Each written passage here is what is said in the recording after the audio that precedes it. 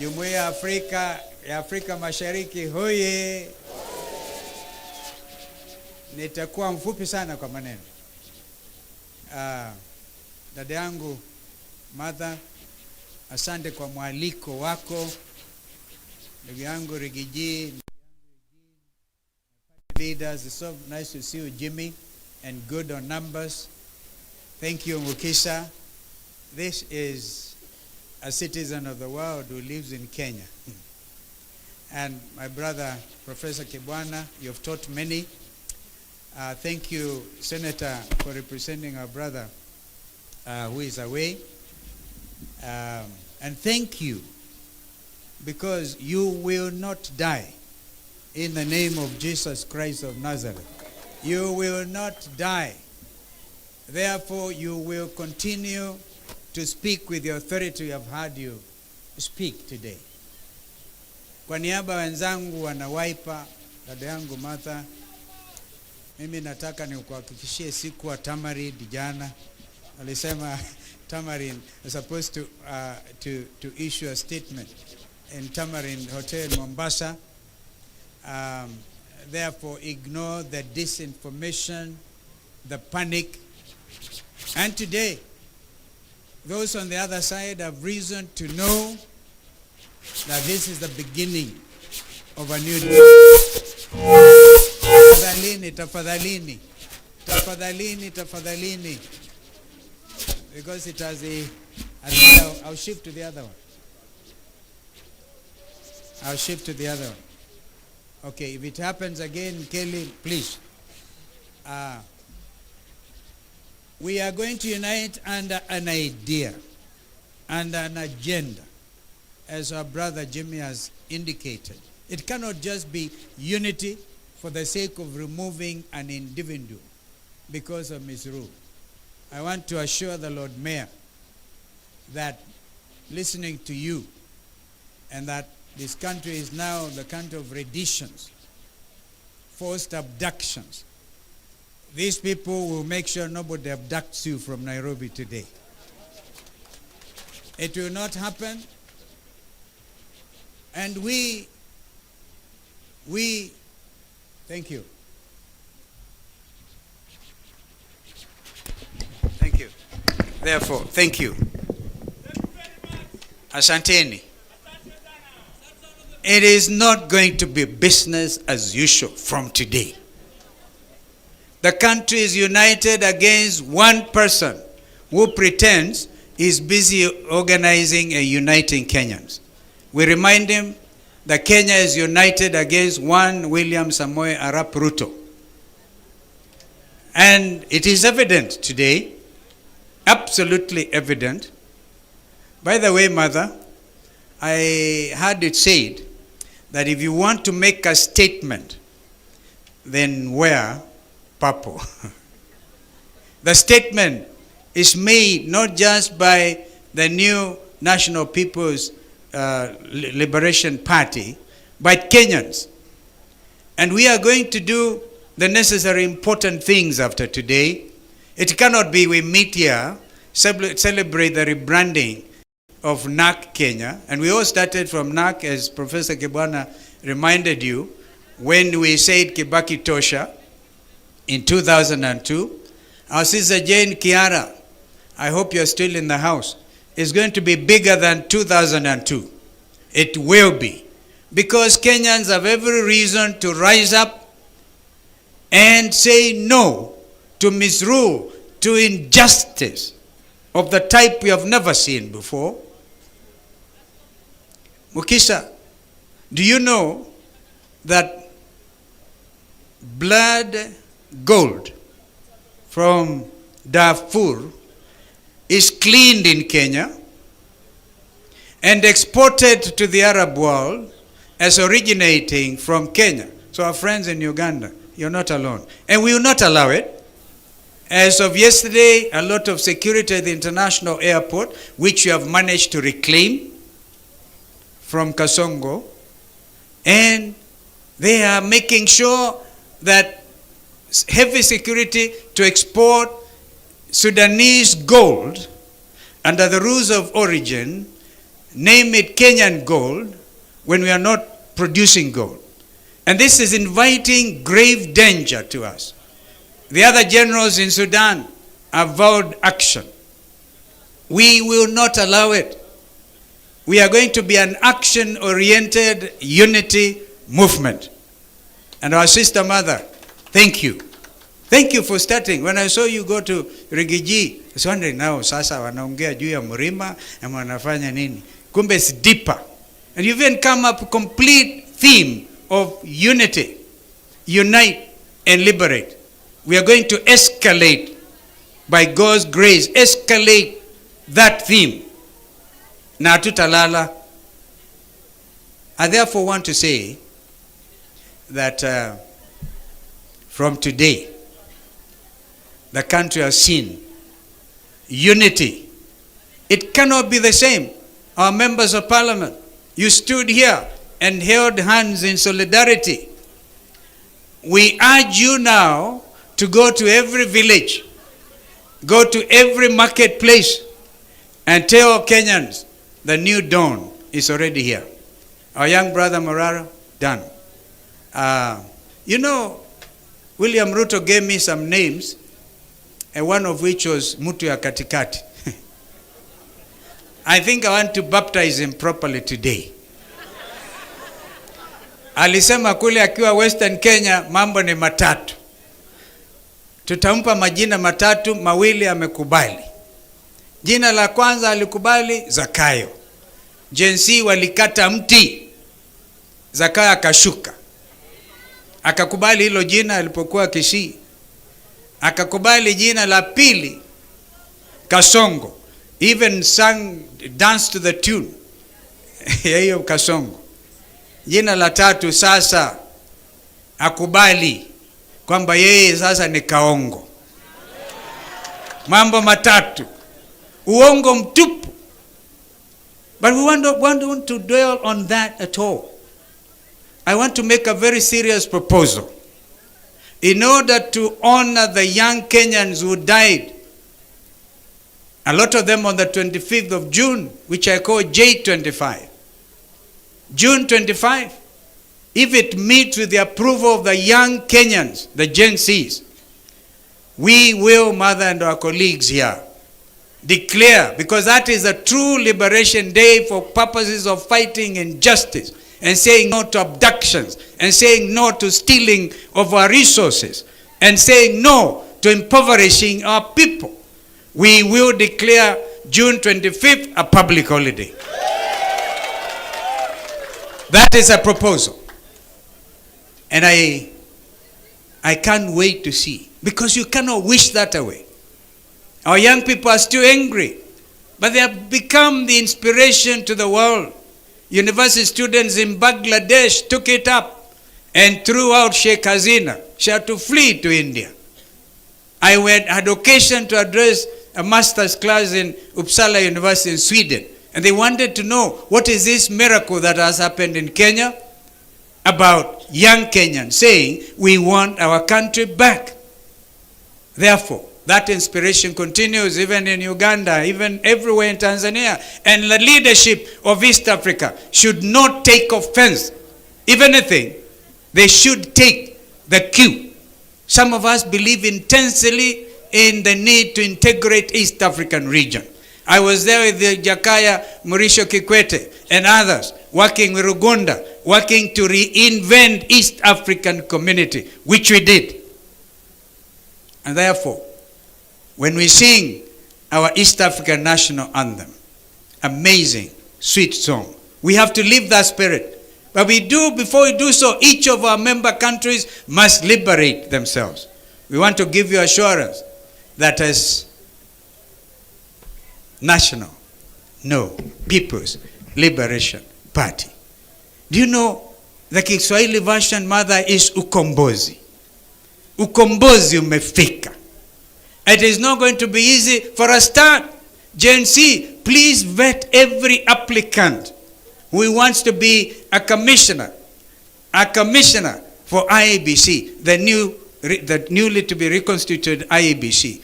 Because already those in authority up there give some unilateral budget 61 billion. Wamezitoa wapi hizo? Vijana lazima tuangazie mambo haya, tuulize, where are you getting, by the way, under whose authority are you making this announcement? There's something there. We have to make sure the new IEBC will be above board, because that will be the team to lead ukombozi wa kidemokrasia. While we believe as our new movement, well, Kasongo wants to revert the country to single party, we are saying the fidelity of multi-party democracy and our Constitution 2010. Therefore, you can see the numbers are going to grow. And we are going to make every Kenyan feel liberated, every Kenyan feel empowered. Our young people certainly taking leadership, and Sisi being there to mentor them. I felt I needed to say that. And mother, congratulations, my twin political sister. She is fearless. And thank you for standing so strong. And we will continue to walk this journey with you. We shall be selfless as usual. We will move. And now, the new brother in the kid in the block, Wamunyoro. I also come from Sekuru, Intawalika huko. Sekuru huko, watu wa Mrima. I think everybody now can feel. And any member of parliament who has been state captured, including our judiciary, and we are saying no. Thank you, Rigiji, for standing so strong on the need to have an independent judiciary. Mungu abariki, long live NAK Kenya now, People's Liberation Party. Unite, unite, unite, escalate.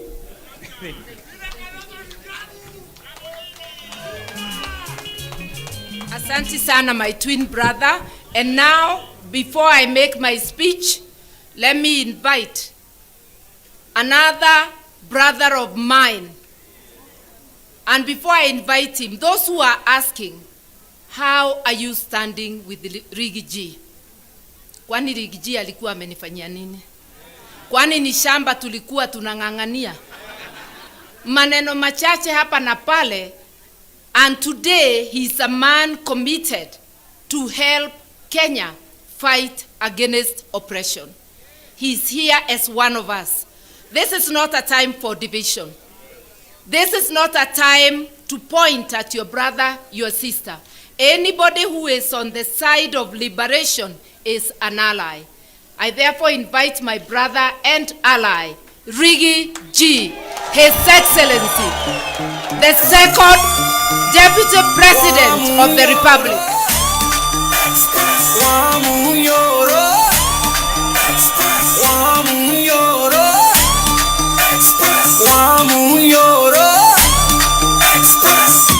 The truthful man, express Modomanyoma, express Anaperuto wasi, express Wamunyoro.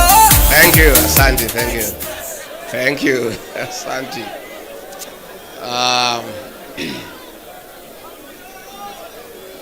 My elder sister, the Honorable Mother Wangari Karua, the Iron Lady of Kenya's politics and senior counsel and party leader of PLP, Your Excellency, former Vice President, the Honorable Kalonzo Musyoka, party leaders present, senators, members of parliament, and members of PLP, Hamjambo, PLP,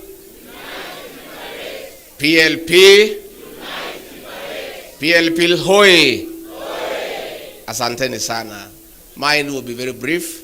I just say 2-3 things. Then I invite our chief guest to come and make her keynote address.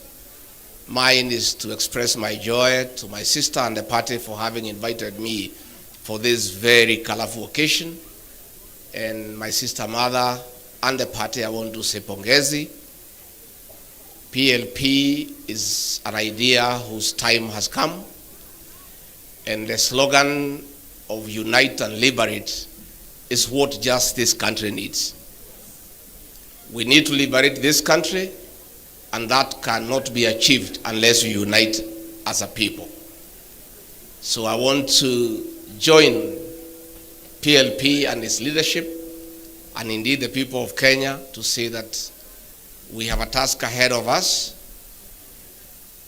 to liberate this great republic, and that can only happen if we are united in purpose.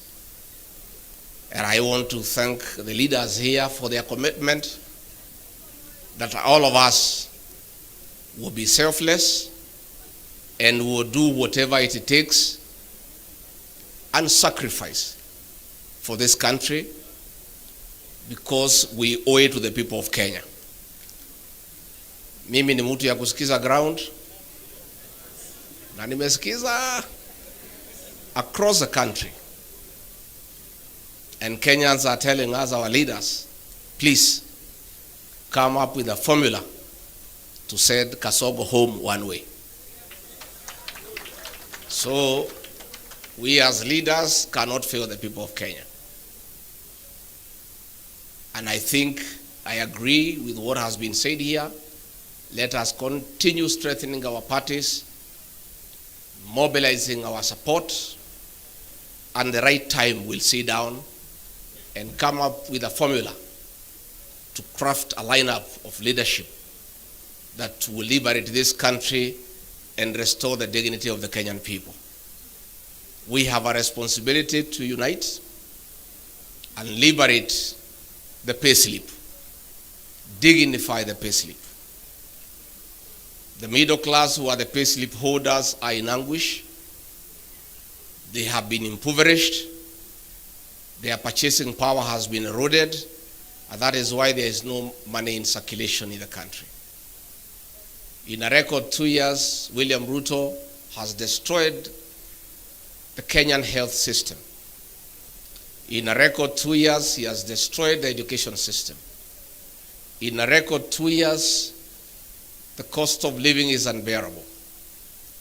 In a record 2 years, nothing is working. And the 2 years has been nothing but a package of lies and lies and lies. Nimesikia Jane Kihara akilia hapa mpaka anasahau tuko national function, anaongea Kikuyu ni vile amechanganyikiwa, akishangaa vile zote tulidanganywa.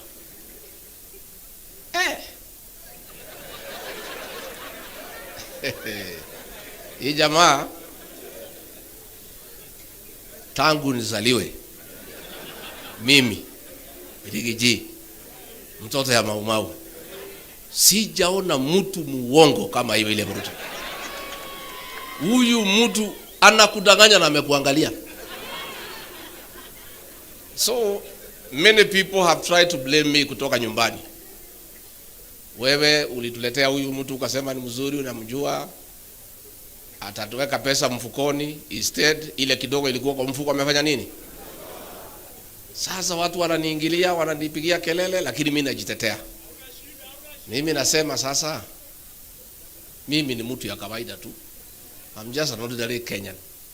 Mtu tu alizaliwa pale wa Monyoro, amesoma hapo, ni mtu ana mpango yote, sijasoma sana, sina PhD, sina master, sina nini, mtu tu ya kawaida.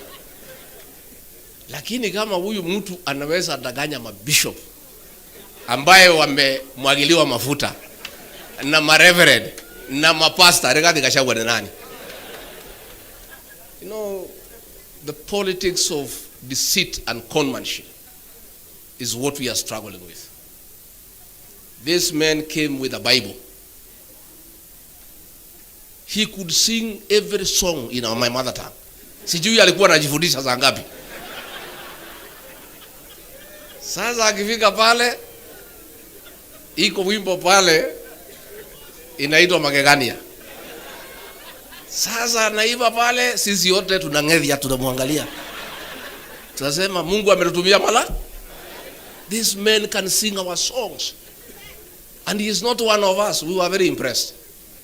So hapo ndio tulichanganyikiwa. Sasa mimi kufika pale after 6-8 months nikaanza kuona hii mtu ni nani. Na nikaanza kumwambia hapana, tuende pole pole. Hii maneno ya kutoa pesa watu kwa mfuko tulisema tutaweka tuache. Anasema waenda kuwa kichwa ngumu. Sema Situmalize zile barabara ya Mau na zile tulianzisha, sema hapana, wacha kwanza tujenge manyumba. Namwambia na ile ahadi tulipatia kwa Wakenya, anasema wachana na ahadi hiyo, ilikuwa ni campaign. Sasa hii maneno yote tulisema kwani inawezekana? Hiyo ni maneno tu. So namuuliza, na tukirudi kwa uchaguzi tutaambia watu nini? Anasema hiyo watu tutawapanga. Msijali. Anasema unakumbuka mambo ya power, homo with the powerful.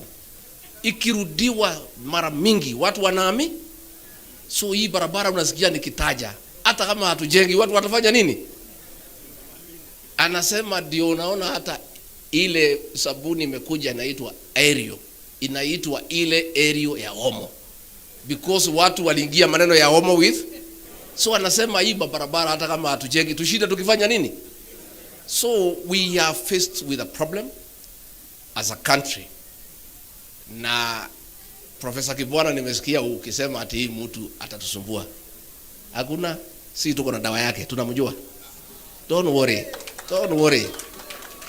Siku tutaingia kwa juu ya gari vile ameingia pale mwisho. We will dismantle him. Tutamuanika vizuri. Watu wakimuona wanawaambia wewe hatutaki uongo. I'm telling, and we are reaching there. Tunapatia yeye mwaka hii ya 2025. 2026 hakuna mtu atasikiza uongo yake Kenya. We'll make sure. So don't worry, tuko sawa.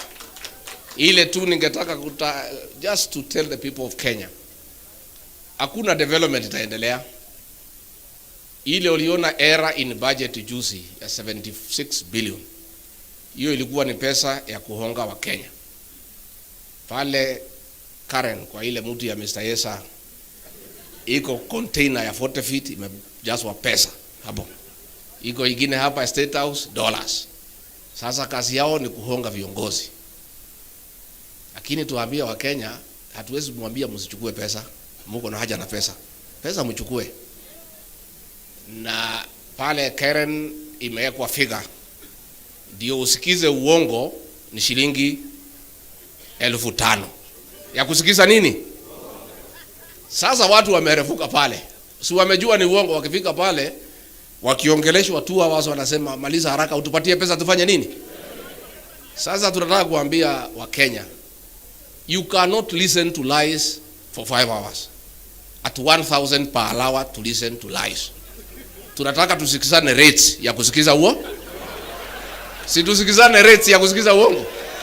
Kwa sababu hii uongo ni mingi sana. Mnadanganywa barabara itajengwa na ni uongo tu, lakini mnawekwa masaa. So tunataka kuambia wewe Mr. Yesa, weka rate ya 2 hours. 2 hours 5,000. Udanganye watu for 2 hours, uwapatie 5,000 wafanya nini? Ukipitisha 2 hours, mnasimama mnasema pesa ifanye nini? Tumekubaliana? Tumekubaliana. Sasa ama 1 hour. No, watu wanasema 2 hours is too much for 5,000. Sasa pale State House iko dollars. Hapo inalipwa in dollars.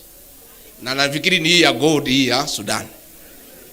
So pale pia pale sasa naye rais uweke rate. $1,000 watu wasikize nini? Because ni uongo peke yake. Then hizo hoteli tufungue mwaka 2025 na 2026. December hizo hoteli bili tufanye nini? Tufunge. Tuangoje pale kwa debe. Na nimeona waziri hapo akitukana Gen Z akisema ati they are hooligans. Wewe hawa Gen Z ndio dawa yenu pale kwa debe. Hawa Gen Z is about 9 million. Vijana wetu tunaomba nyinyi, you are doing a very good job kwa smartphone. Very good job, Morara. But that is not enough. The real transformation of this country will happen on the ballot box. So tunaomba Gen Z mchukue vitambulisho na muandikishe kura. Alafu siku ya kura mjitokeze mapema. Saa 9 mko kwa line. Na ukipiga kura una record kwa smartphone. Na kumobilize the rest of us, mtu mobilize. Tuko mikononi mwenu. You are the real liberators of this country. Sisi tutaunga nyinyi mkono because we have some experience and some exposure. But the energy and the knowledge to sort out Kasongo lies with the Gen Z. Sisi tutaunga nyinyi mkono, tutaunga nyinyi mkono. So me, I want to say thank you very much. We have committed, we'll work together. And Honorable Mother, I agree with Dr. Mukisa Kitui. You are now our mother. Wewe utuweke pamoja. Hii timu ikisabaratika, Honorable Mother Karua, Wakenya watauliza wewe. Wewe ndio mama wetu sasa. Anatosha atoshi. The Honorable Mother Karua has a proven track record of fighting for democracy, resilience, and being steadfast. And she's priceless. Nobody can compromise her. So we need a mother figure around us. Kama viongozi, mama wetu wa kutuweka pamoja. Ukiona ninapotea kidogo, unaniita, unanirudisha kwa laini. Unatuita, unatupikia chai na mandazi, unatuongelesha, unatupatia mutisha, tunaendelea another 1 month. Ukiona tumekaakaa, unatuita tena. Tumekubaliana Mother Karua kuwe mama wetu. And you know, many people walikuwa nafikiria ati mimi siwezi fanya kazi na Mother Karua kwa sababu tulikuwa tunapingana. We are nothing against each other. Kila mtu alikuwa anajitafutia kwa njia zake. But the truth of the matter is that myself, even as she was my opponent, I used to admire her leadership qualities. I had wished we are in one team. And God is great that today tuko timu moja. So nyinyi msijali our leaders wale munateswa. Onyonka usijali. Huyu mtu hata even if akimwaga damu yetu, si amemwaga ya Gen Z tayari. The blood that he'll shed will just water the tree of liberation. And for a seed to germinate, it has to die. We must sacrifice as leaders in this country to stand up to this man, because if we don't, there will be no country. As we speak, kumeandikwa cabinet memo by CS Interior and CS Lands and Housing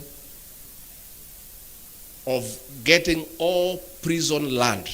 Mashamba yote ya prison imeuziwa investors under the guise of affordable housing.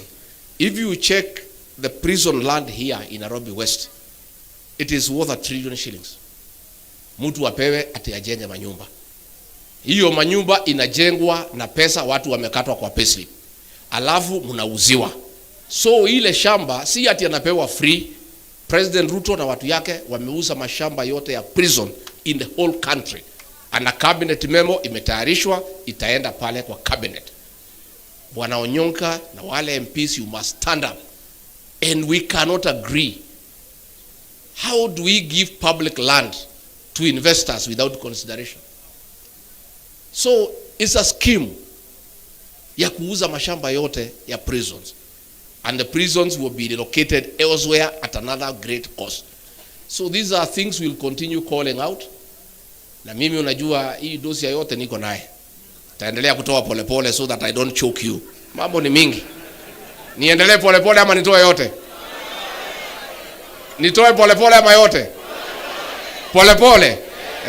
Mos. Hawa watu,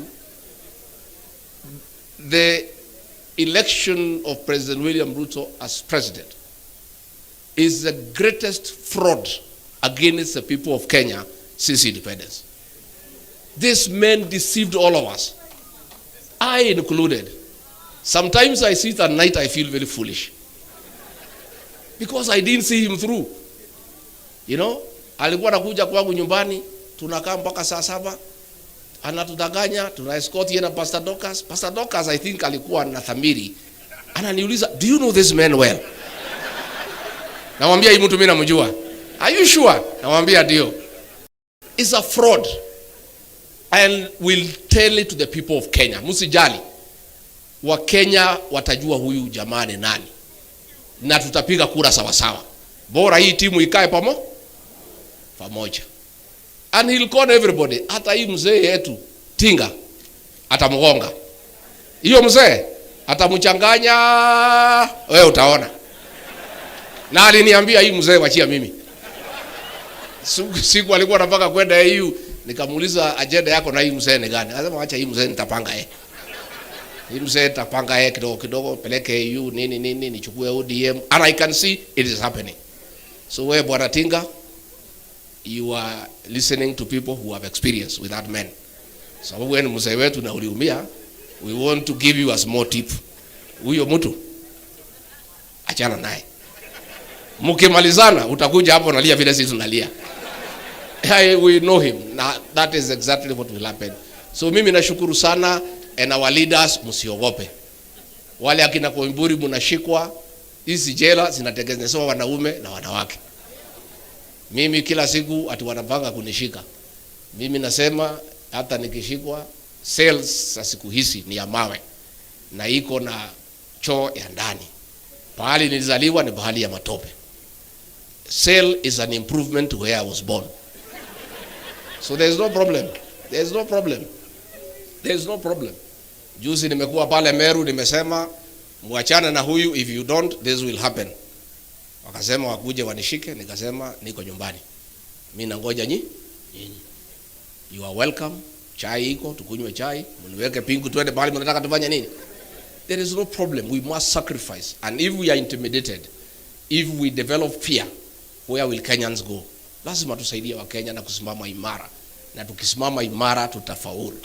Kwa hivyo ningetaka kuuliza sasa, munisaidie nyote, musimame kwa heshima, munisaidie kumkaribisha mgeni wetu wa heshima, kiongozi wetu, mama wetu, senior council, the Iron Lady, Mother Wangari Karua.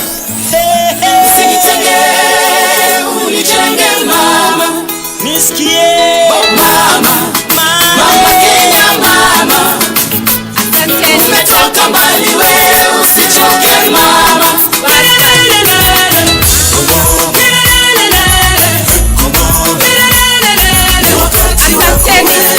Asanteni sababu ya masaa, asanteni sana. Ndugu zangu na dadangu, viongozi wa chama kutoka Kenya na kutoka bara la Afrika Mashariki au Jumuiya ya Afrika Mashariki, wageni mashuhuri wa Kenya wenzangu, sababu sisi hapa zote ni wa Kenya na wageni wetu wa jumuiya. Asanteni sana kwa kufika siku ya leo. Bila nyinyi hatungekuwa na sherehe. Bila nyinyi hatungekuwa na usiduzi. I do not take your presence for granted. Thank you very much and bless you. I will shorten my speech because almost everything has been said.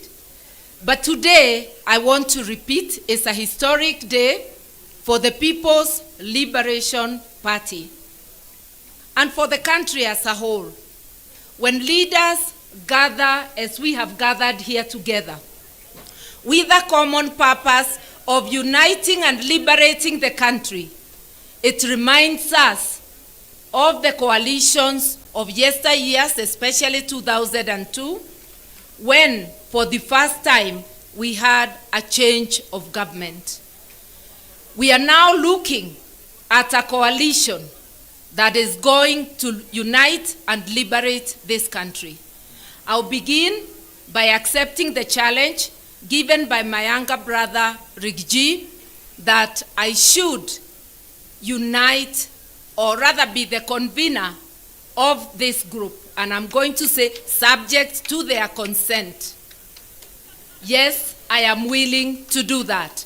And I can see my twin brother here. He'll be at hand to help me do that. And I have had the willingness of all my brothers present, and also our East African brothers and sisters, about cooperation beyond the border. As People's Liberation Party, we are not just rebranding to have a new look. We are also renewing our commitment to the people of Kenya, our commitment to place your needs first, to fight, to unite and liberate Kenya, to stand with other leaders in order to accomplish this. The task ahead of us cannot be accomplished by one person or one political party. It's a task for all people of goodwill. You may wonder, how are we going to do this? I've expressed my wish to run for president. So has my twin brother. So has our young brother, who I should call my son, Morara Kebaso. Na kila mtu na wengine hapa wako na hizo nia. Na wengine watajitangaza baadaye. And everybody is worthy. Every dream is valid. Kila mtu aendeleze ndoto yake, lakini zote tukiweka Kenya mbele. Tukijua Kenya ndio ya muhimu kuliko mmoja wetu. That each one of us must subordinate their interests to the interests of the nation.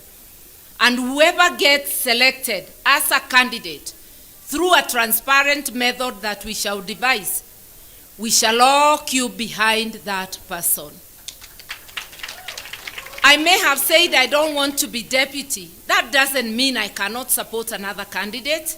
I don't have to be in that ticket. But I will put my commitment 100% if I am not the candidate to deliver victory to Kenyans. We must liberate ourselves from economic oppression. And talking of economic oppression, the nation of Kenya, the state, has been hijacked by KK cartels and their allies. It is now serving the interests of the political elite within KK to the disadvantage of 50 million Kenyans. How can we start being sad na kubabaika that USAID, Trump has issued an executive order withdrawing monies that were supporting health and especially HIV and AIDS? I have checked what was the total budget of USAID.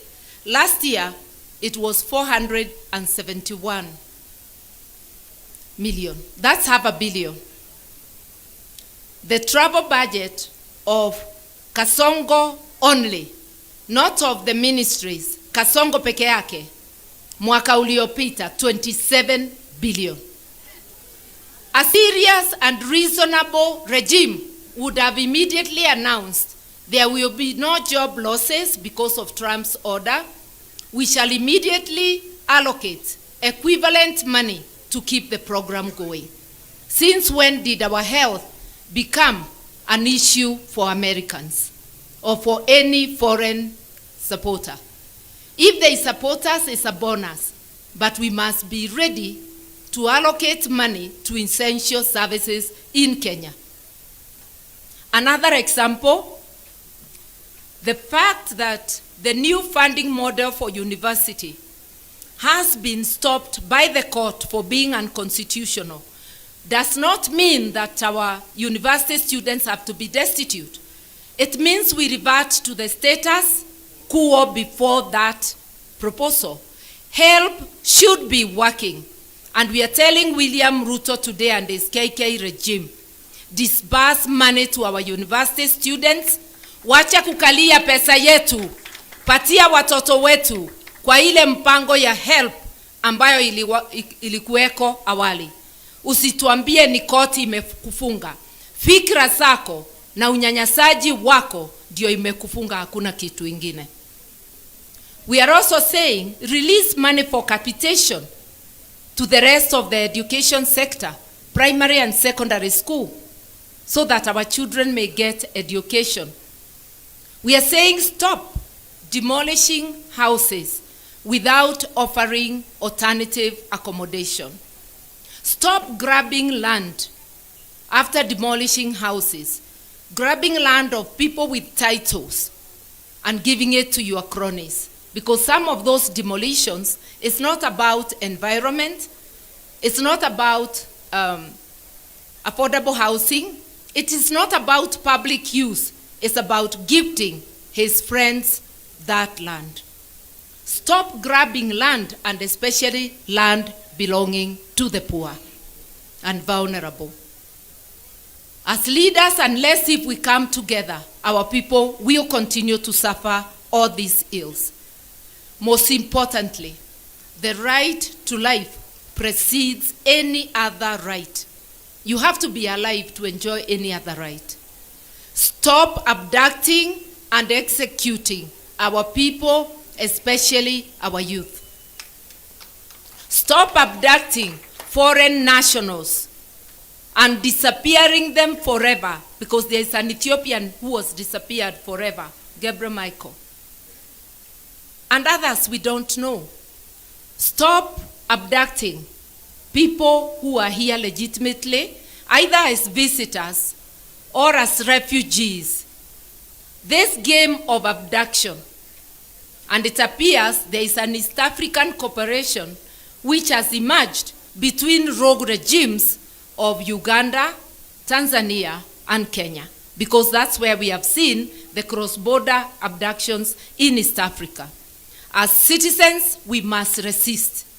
Our constitutions, the Constitution of Uganda, the Constitution of Kenya, the Constitution of Tanzania, the Constitutive Act of East Africa Federation, all are against such acts.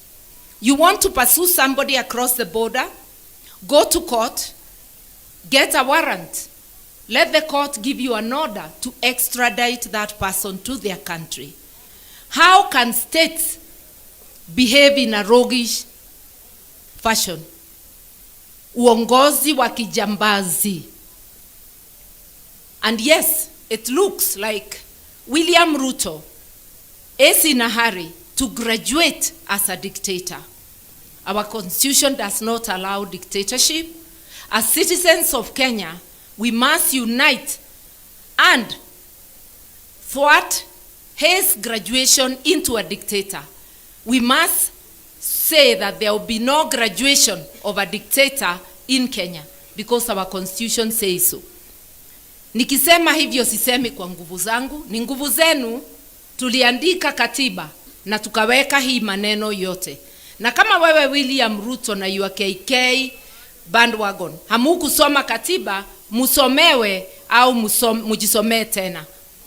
Kama PhD haiwezi kusoma katiba, sijui itasoma nini ingine. Sababu anajigamba ya kwamba akona nini na PhD. Mkenya wa kawaida ambayo hana masomo ya juu ashaelewa katiba, ashaelewa ya kwamba Mkenya ndiye sovereign. Power belongs to the people. The judiciary gets power from the people. The executive gets power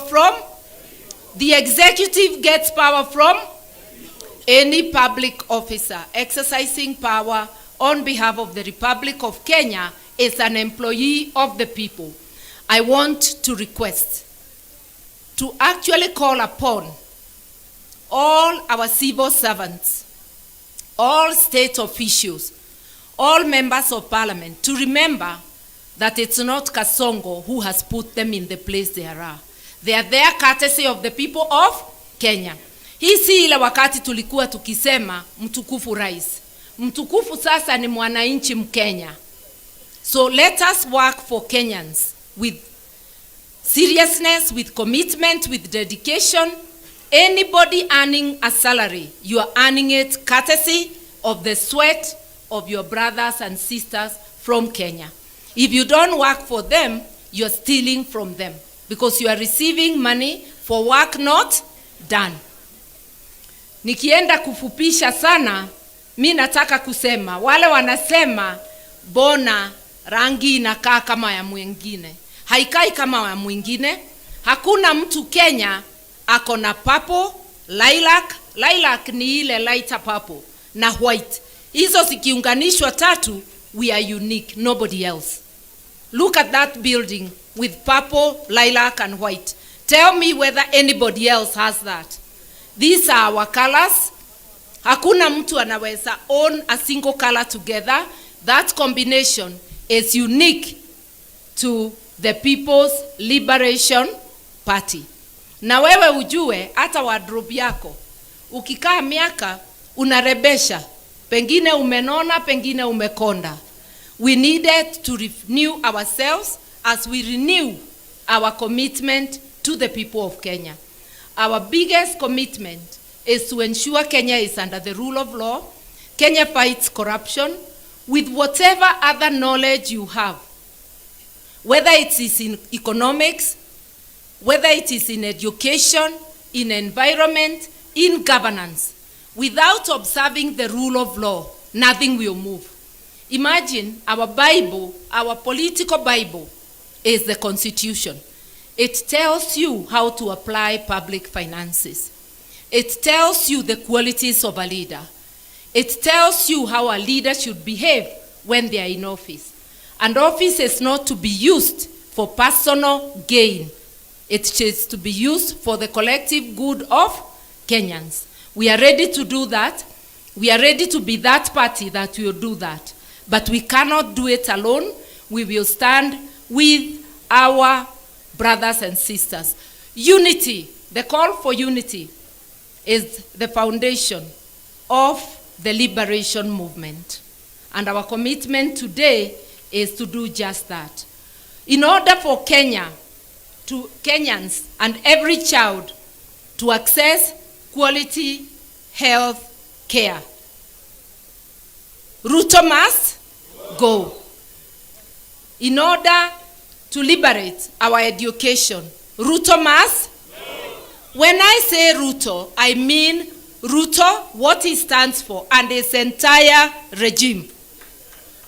Ruto sio mtu moja, ni Ruto na vibaraka wake wote. And I want to acknowledge, Ruto ni Mkenya kama sisi, lakini tabia yake haipendezi kamwe. Tabia yake haipendezi. Tukisema Ruto must go is what he represents. And because he is unable to preside over the affairs of Kenya, he must give way. And fellow Kenyans, it doesn't have to be 2027. It could be sooner. We commit to you that we are going to meet soonest, and we are going to move forward and give you the program of action. Are you ready? Yes. Are you ready? Yes. PLP? PLP? So for the liberation of our country, we need unity of purpose, which has been symbolized here by the MPs. Now I want to call upon party leaders present, including our international guests, because this unity transcends the borders. I want to urge the party leaders only, come here so that we show people our commitment, and we also stand as we unveil the brand of People's Liberation Party. We are going to at the end of this all.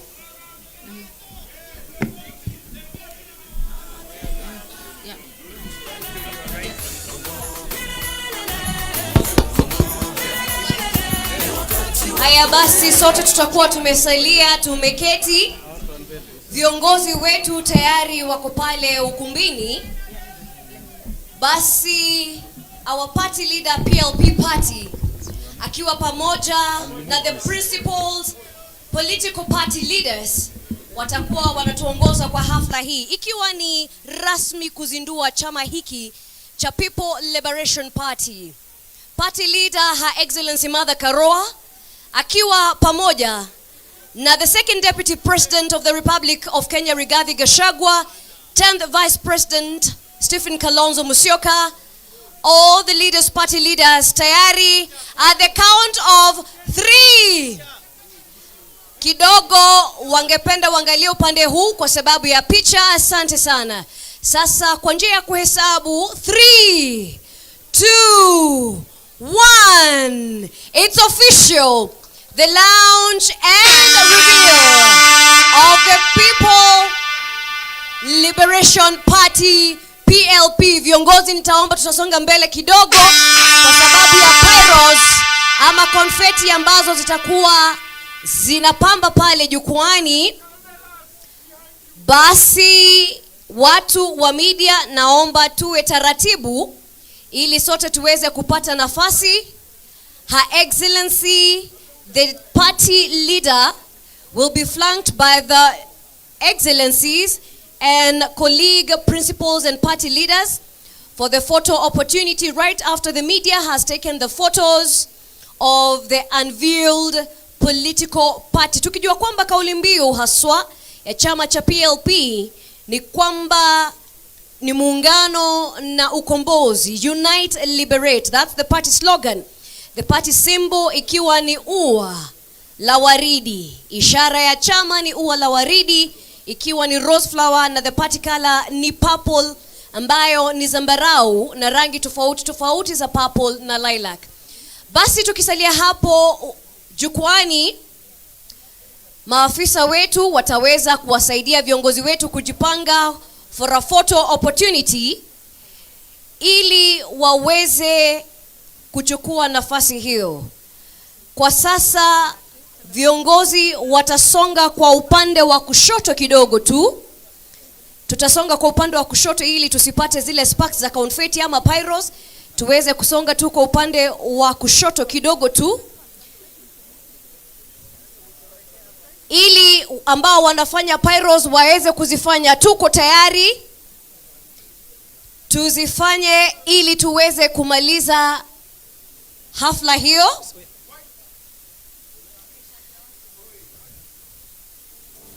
Pyros, we're ready for you. Na baada ya hapo viongozi walio jukwani hao ndio ambao basi pyros zetu ziko tayari. Wanahabari, wapiga picha, kameramani wote tuko masaa. Ni uzinduzi tu wa chama cha PLP, People's Liberation Party. Hahitaji kuelezewa zaidi. Ni chama cha kuunganisha, chama cha ukombozi, chama cha kuunganisha, People's Liberation Party. Jamani, tulioketi hatuoni kushangilia. Tuchukue PLP, unite, liberate. PLP, unite, liberate. Tuone kwa ishara ya bendera zetu, kofia zetu za chama. Tupeperushe, tupeperushe, tupeperushe juu. PLP, PLP, PLP. Haya basi, tutawapa viongozi hawa wetu nafasi.